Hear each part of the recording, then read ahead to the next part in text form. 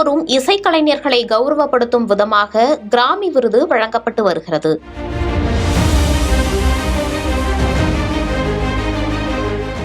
அந்த வகையில் லாஸ் ஏஞ்சல்ஸில் நடந்த 68வது வருடாந்திர கிராமி விருதுகளில் திபெத்திய ஆன்மீக தலைவரான தலாய் லாமா தனது முதல் கிராமி விருதை வென்றிருக்கிறார். Meditations the reflections of his holiness the Dalai Lama என்ற ஆடியோ புத்தகத்திற்காக தனது முதல் கிராமி விருதை வென்றுள்ளார். இது ஹிந்துஸ்தானி பாரம்பரிய இசையுடன் கூடிய குறுகிய ஆன்மீக பேச்சுவார்த்தை தியானங்களை கொண்டுள்ளது. இந்த ஆடியோ புத்தகம் முழுவதும் தலாய் லாமா துன்பம், மகிழ்ச்சி, கோபம், பயம் மற்றும் அன்பு போன்ற உலகளாவிய மனித கவலைகளில் கவனம் செலுத்துகிறார். அதே நேரத்தில் அமைதியான மற்றும் நெறிமுறையான வாழ்க்கையை எவ்வாறு வளர்ப்பது என்பது குறித்த வழிகாட்டுதலை வழங்குகிறார். இந்த ஆடியோ புத்தகத்தில் நீர், அமைதி மற்றும் இரக்கம் என்ற பல்வேறு பாடல்கள் இருக்கின்றன. உண்மையான மகிழ்ச்சி வெளிப்புற சூழ்நிலைகளிலிருந்து வருவதில்லை, மாறாக உள் ஒழுக்கம், மற்றவர்கள் மீதான இரக்கம் ஆகியவற்றிலிருந்து வருகிறது என்ற கருத்து இந்த புத்தகத்தின் மையமாக உள்ளது. 90 வயதில் இந்த முதல் கிராமி விருது அவருக்கு கிடைத்திருக்கிறது.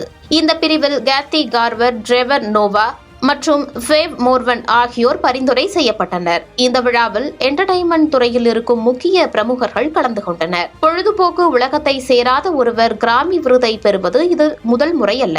முன்னதாக பராக் ஒபாமா, மை ஃபாதர் மற்றும் தி அடாசிட்டி ஆஃப் ஹோப் ஆகியவற்றிலிருந்து சிறந்த ஸ்போக்கன் வேர்ட் ஆல்பமான ட்ரீம்ஸுக்காக 2 கிராமி விருதுகளை வென்றார். அவரது மனைவி மிஷேல் ஒபாமாவும் தனது நினைவு குறிப்புகளான பிகமிங் மற்றும் த லைட் வி கேரி ஆகியவற்றிற்காக சிறந்த ஸ்போக்கன் வேர்ட் ஆல்பத்திற்கான கிராமி விருதை வென்றார். இந்நிலையில் 90 வயதில் தலாய் லாமா இந்த விருதை வென்றிருப்பது அவரது போதனைகளுக்கு கிடைத்த அங்கீகாரமாக பார்க்கப்படுகிறது. விழாவின் போது தலாய் லாமா சார்பாக இசைக்கலைஞர் ரூஃபஸ் வைனரைட் இந்த விருதை ஏற்றுக்கொண்டார். அவர் ஒரு பாடகர் மற்றும் பாடலாசிரியர் ஆவார். மேலும் தலாய் லாமாவுடன் தியானங்களில் பங்கேற்றுள்ளார். விருது பெற்றது குறித்து தலாய் லாமா தனது பதிவின் மூலம் குறிப்பிடும்போது, இந்த அங்கீகாரத்தை நான் நன்றியுணர்வுடனும் பணிவுடனும் பெறுகிறேன். நான் அதை தனிப்பட்ட ஒன்றாக பார்க்கவில்லை, மாறாக நமது உலகளாவிய பொறுப்பின் அங்கீகாரமாக பார்க்கிறேன். 8 பில்லியன் மனிதர்களின் நல்வாழ்விற்கு அமைதி, இரக்கம், நமது சுற்றுச்சூழலுக்கான அக்கறை மற்றும் மனிதகுலத்தின் ஒற்றுமை பற்றிய புரிதல் அவசியம் என்று நான் உண்மையிலேயே நம்புகிறேன். இந்த கிராமி அங்கீகாரம் இந்த செய்திகளை இன்னும் பரவலாக பரப்ப உதவும் என்பதற்கு நான் நன்றியுள்ளவனாக இருக்கிறேன் என குறிப்பிட்டுள்ளார்.